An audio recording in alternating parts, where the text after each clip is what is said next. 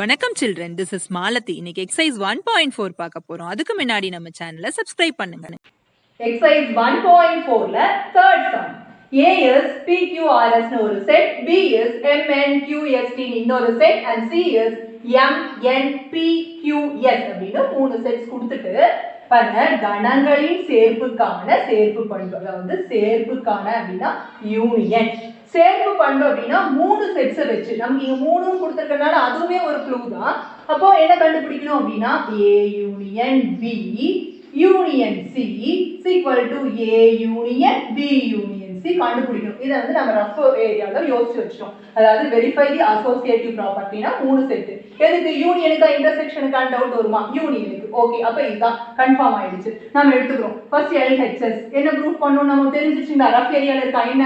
A union B union C, A சேர்ப்பு B சேர்ப்பு C, அவ்வளவுதாங்க, வேற ஒண்ணுமே இல்லை. A யூனியன் B அப்படின்னா A ல இருக்கிற உறுப்புகளையும் B ல இருக்கிற உறுப்புகளையும் ஒரே கணக்குல எழுத போறோம். பாருங்க, கை வச்சுக்கலாம் பாருங்க.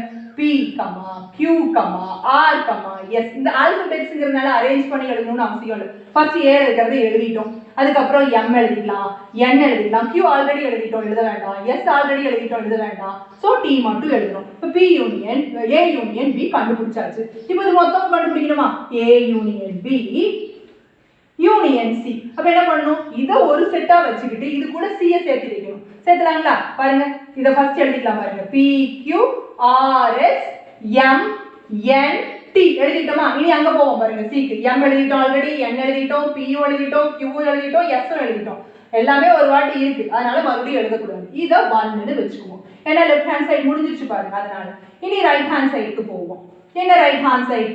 A union B union C இல்லைங்களா? அப்ப ஃபர்ஸ்ட் என்ன கண்டுபிடிக்கணும்? B union C கண்டுபிடிக்கலாமா? B யையும் C யையும் சேர்த்து எழுதணும். பார்த்துக்கலாம் பாருங்க. MN B யை பார்த்து எழுதிக்கலாம் பாருங்க. MNQST. அதுக்கப்புறம் அங்க போலாம். MN ஆல்ரெடி எழுதிட்டோம், P இன்னும் எழுதிட்டேன், Q ஆல்ரெடி எழுதிட்டேன், S ஆல்ரெடி எழுதிட்டேன், அதனால இதோட நிறுத்திக்கிறேன்.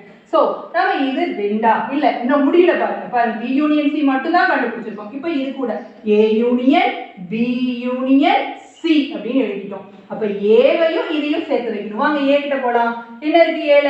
P, Q, R, S. A எடுத்து எழுதிட்டோம். இப்போ இதை பார்த்து எழுதணும்.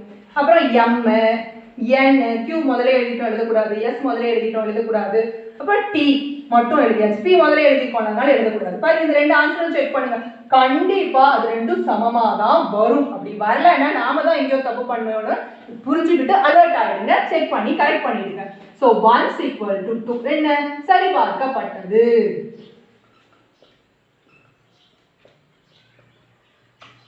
ஆனா பண்பு அப்படிங்கறத முதல்ல எழுதி வச்சுக்கோங்க. இதுதான் பண்புங்கிறத நம்ம புரிஞ்சுக்கிட்டோம், எனக்கு தெரியும் அப்படின்னு காட்டணும் இல்லைங்களா? அதை ரஃப் ஏரியால இருந்து நல்லா ஃபேர் ஏரியா கொண்டு வந்து காப்பி பண்ணி இப்படி சர்க்கிள் போட்டுட்டு LHS எடுத்து போட ஆரம்பிக்கும். எக்ஸசைஸ் 1.4ல fourth sum நமக்கு A B C மூணு செட் கொடுத்துட்டாங்க. கணங்களின் வெட்டுக்கான சேர்ப்பு பண்பு. அப்போ மூணு செட்ஸ், இதை நாம வச்சுக்கிட்டோம்னா போதும். சரி, அப்ப இதை ப்ரூஃப் பண்ணணும். அதாவது அசோசியேட்டிவ் ப்ராப்பர்ட்டினா 3 A3 இல்லைங்களா? அப்புறம் யூனியனுக்கா இன்டர்செக்ஷனுக்கான மட்டும் பார்த்தா போதும். இன்டர்செக்ஷன் இப்ப கமுத்தி போடுது, உடனே ரூல் வந்து எழுதிக்கலாம் பாருங்க. A intersection B intersection C should be equal to A intersection B intersection C. இதுதான் நம்ம நிரூபிக்கணும். எனக்கு தெரியும் அப்படின்னு சொல்லி நம்ம எழுதி வச்சிடுறோம் ஃபர்ஸ்ட். அதாவது A வெட்டு B வெட்டு C சமம் A வெட்டு B வெட்டு C அப்படின்னு எழுதிட்டோம். இதுல LHS எடுத்து RHS எடுத்து ரெண்டு ஈக்குவல் ஆன்சர்னா அது நம்ம சரி பார்த்துட்டோம் தானே அர்த்தம். இப்போ LHS எடுத்துட்டோம். A intersection B. இந்த இன்டர்செக்ஷனை பொறுத்த வரைக்கும் பக்கத்துல கொண்டு வந்து எழுதிட்டீங்கன்னா நமக்கு எதுவுமே மிஸ் ஆகாது. ஃபர்ஸ்ட் பாருங்க, A செட் எழுத போறோம். -11 √2 √5 7. அப்புறம் இன்டர்செக்ஷன் குறி போட்டோம். B set எழுதிக்கலாமா? √3 √5 6 13ன்னு சொல்லி பக்கத்துல எழுதிட்டு பொதுவா இருக்கிற உறுப்பை அடிச்சுக்கலாம் பாருங்க. √5 இங்கேயும் இருக்கு இங்கேயும் இருக்கு. வேற ஏதாவது காமனா இருக்கா? இல்லையா? அதனால வெட்டு அப்படின்னா ரெண்டுக்கும் பொதுவா இருக்கிறத வெட்டி உள்ள போட்டாச்சு. இப்போ ஃபுல்லா முடிஞ்சிச்சா? இல்ல A intersection B intersection C னு முழுசா எடுக்கணுமா? அப்ப இதுக்கும் C க்குமான பொதுவான உறுப்பு பாருங்க. இது √5 இது √5 தானே, அப்போ கண்டிப்பா அது √5 மட்டும்தான். சோ இதோட முடிஞ்சிருச்சு ஃபர்ஸ்ட் அப்படின்னு இடது பக்கம் ஃபுல்லா முடிஞ்சதுனால இது ஈக்குவேஷன் 1 ன்னு வச்சுட்டோம். இப்போ RHS வலது கை பக்கம் என்ன இருக்கு முதல்ல பி பிராக்கெட் ஆபரேஷன் பி வெட்டு சி நம்ம என்ன சொல்லிருக்கோம் வெட்டுனா பக்கத்துல எடுத்து போட்டுக்கோங்க அப்புறம் வெட்டுங்கன்னு சொன்னா அதனால பக்கத்துல எடுத்து முதல்ல போட்டுக்கலாம் √3 √5 6 13 எழுதிட்டங்களா வெட்டு எதை சியும் எழுதிக்கலாமா √2 √3 √5 and it is 9 போட்டோமா காமன் எலிமெண்ட்ஸ் பார்த்து கண்டுபிடிப்போமா பாருங்க √2க்கு √3 √5 வேற ஏதாவது இல்ல சோ B இன்டர்செக்ஷனோட ஆன்சர் வெட்டுனது எடுத்து உள்ள போட்டோம் √3யும் √5 பட் நம்ம ஃபுல்லா என்ன கண்டுபிடிக்கலைங்க பாருங்க B intersection C A intersection அப்படின்னு முன்னாடி ஆட் பண்ணுமா அப்ப A intersection B intersection C Aவுக்கும் இதுக்குமான பொது உறுப்பு பார்க்கலாம் பாருங்க இதுல √5 இதுல √5 இருக்கு இங்க √3 இருக்கு இருக்கா இங்க இல்ல சோ வெறும் √5 மட்டும் இங்க ஆன்சரா எழுதிட்டோம் பாருங்க நம்ம எழுதும் போதே இங்க தெரிஞ்சு போச்சு இந்த ஆன்சர் கரெக்ட்டா தான வரணும் கரெக்ட்டா வந்துச்சு சோ 1 = 2 என்ன சரி பார்க்கப்பட்டது hence proved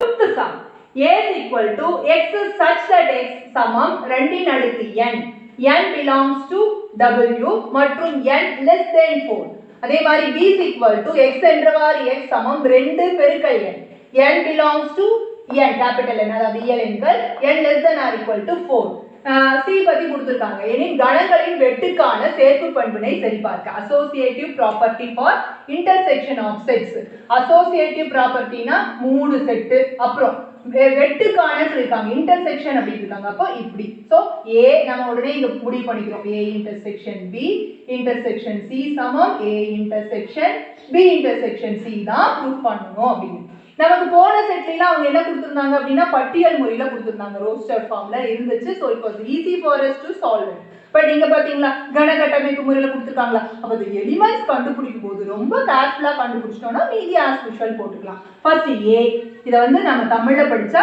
x என்றவாறு x சமம் 2 இன் அடுக்கு n என்ன எங்க இருந்து எடுத்துக்கணும் அப்படினா முழு எண்களிலிருந்து இருந்து எடுத்துக்கணும் 4க்கு குறைவா எடுத்துக்கணும்னு இருக்காங்க அப்ப 0 1 2 3ங்கிறதா என்னோட வேல்யூ அப்படிங்கிறது நமக்கு தெரிஞ்சிருச்சு அப்போ எது 2 இன் அடுக்குல இந்த என்னோட வேல்யூலாம் போடுறோம் நம்ம நேரா போட்டுக்கலாம் இருங்க 2 இன் அடுக்கு 0 2 இன் அடுக்கு 1 2 இன் அடுக்கு 2 2 இன் அடுக்கு 3 னு எழுதிக்கலாம்னு வெச்சுக்கோங்க இதுக்கு இப்பவே ஆன்சரும் கண்டுபிடிச்சலாம் இருங்க A = எதெல்லாம் answer any number to the power 0 அதாவது ஒரு எண்ணுக்கு அடுக்கு 0வா இருந்தா எந்த எண்ணுக்கா இருந்தாலும் அடுக்கு 0வா இருந்தா 1 இப்படி ஞாபகம் வச்சுக்கோங்க உன் தலை மேல முட்டை இருந்தா நீ 1டா அப்படி எந்த நம்பருக்கு தலை மேல 0 இருந்தாலும் நீ 1 அப்படி ஞாபகம் வச்சுக்கோங்க சோ 1 அடுத்து 2 power 1 is 2 2 square is 4 2 cube is 8 A தெரிஞ்சு போச்சு அடுத்து வாங்க B க்கு வாங்க B = என்னங்க கொடுத்திருக்காங்க B என்பது x என்றவாறு x 2 into n இந்த n எங்க இருந்து எடுத்துக்க சொல்லிருக்காங்க நேச்சுரல் நம்பர்ஸ்ல இருந்து எடுத்துக்கொண்டிருக்காங்க அப்போ n எங்க இருந்து எடுத்துக்கணும் 1 2 3 ல இருந்து எடுத்துக்கணும் 4 வரைக்கும் எடுத்துக்க சொல்லிருக்காங்க பாருங்க 4 யும் சேர்த்திக்கோ அப்படி சொல்லிருக்காங்களா அப்போ 1 2 3 4 அப்படிங்கற இந்த 4 இங்க கொண்டு வந்து போடலாங்களா எப்படி போடணும் பாருங்க 2 into ல இதெல்லாம் போடணும் அப்போ 2 into 1 அப்புறம் 2 into 2 அப்புறம் 2 into பாருங்க 2 into 3 அப்புறம் 2 into 4 n க்கு பதிலா பாருங்க முதல்ல 1 அப்புறம் 2 அப்புறம் 3 அப்புறம் 4 ன்னு போட்டுருக்கோம் இதுக்கும் அதே மாதிரி வேலை கண்டுபிடிச்சோம் பாத்தீங்களா அது மாதிரியே எலிமெண்ட்ஸ் கண்டுபிடிச்சிரலாம் கரெக்ட்டா 2 1s are 2 அப்புறம் 2 2s are 4 பாருங்க 3 2s are 6 8 ன்னு நமக்கு B யோட எலிமெண்ட்ஸும் தெரிஞ்சு போச்சு அப்புறம் C தான் தெரியுமே நமக்கு தான் கொடுத்துட்டாங்களே அதனால அதுல பிரச்சனை இல்ல 1 2 5 6 அப்படினு சொல்லிட்டு எழுதிட்டோம் நாம எதை ப்ரூஃப் பண்ணுங்கிறது முதல்ல தெரிஞ்சு வச்சிருக்கோமா அத நாம இங்க ஹைலைட் பண்ணிக்கலாம் A intersection B intersection C is equal to A intersection B intersection C தான் ப்ரூஃப் பண்ணனும் அப்படின்றதை நாம ஹைலைட் பண்ணிக்கிட்டு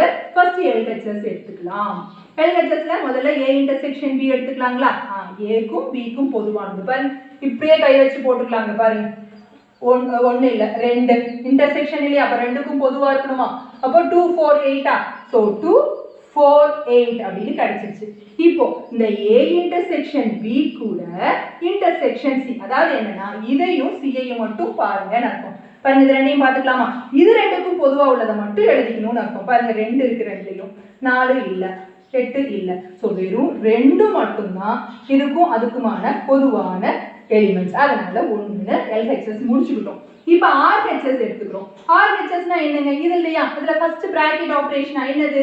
B இன்டர்செக்ஷன் C. அதாவது B க்கும் C க்குமான பொதுவான உறுப்பு. வாங்க இங்கே கை வச்சு பார்ப்போம். 2 6 பாருங்க 2 இருக்கு, இங்கேயும் இருக்கு, இங்கேயும் இருக்கு. 6 இங்கேயும் இருக்கு, இங்கேயும் இருக்கு. அப்ப இது 2, 6 ரெண்டையும் எழுதிட்டோம். பட் இது ஃபுல்லா கண்டுபிடிக்கணும்னா A வினால சேர்த்துணுமா? A intersection B intersection C. அதாவது A க்கும் இதுக்குமான A கிட்ட கொண்டு போய் கை வச்சுக்கலாம் பாருங்க. A க்கும் இதுக்குமான பாருங்க 2 ரெண்டுக்குமே இருக்கா? அப்புறம் 6 இல்ல, அதனால 2 மட்டும் தான் இல்லீங்களா? 2 மட்டும் தான். அப்படியே மேல பாத்துங்க ரைட்டா, அதுவும் 2 தான். கரெக்டா கண்டுபிடிச்சிட்டோம். சோ 1 = 2. நாம என்ன பண்ணிட்டோம்? ஹென்ஸ் ப்ரூவ்ட், சரி பார்க்கப்பட்டது.